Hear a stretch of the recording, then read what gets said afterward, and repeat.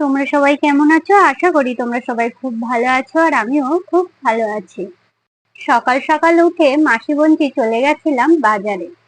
এখানে দেখো অনেক কিছু বাজার করে এনেছি আর মা কাটাকুটি শুরু করে দিয়েছে। আজকের বোনজির জন্মদিন, সেই উপলক্ষে এটা দুপুরের মেনু। বেশি কিছু করিনি, অল্প কিছুর মধ্যেই করা হয়েছে। মা গুছিয়ে দিয়েছে আর আমি রান্না করেছি আর আমার বোনজি ঘরের কাজ করেছে। মানে তিনজনে মিলে তিনটে কাজ করেছি। এখানে দেখো বড় বড় চিংড়ি আছে, এগুলো মালাইকারি হবে। চিংড়িগুলো এবার আমি কেটে নেব সব। মালাইকারিটা বেশি ঝোল করব না, একটু গ্রেভি গ্রেভি টাইপের করব। সবকিছু রান্না কমপ্লিট করে নিয়ে লাস্টে আমি চিংড়ি মাছের মালাইকারিটা আর পায়েসটা করেছি, কারণ এগুলো ধীরে সুস্থে না করলে হবে না। এইদিকে চিংড়ি মাছের মালাইকারিটা প্রায় হয়ে এসছে। মালাইকারিটা কমপ্লিট হয়ে গেছে, দেখো কেমন লাগছে। আমার ভিডিও যদি তোমাদের ভালো লেগে থাকে তাহলে একটা লাইক কমেন্ট শেয়ার করে দিও।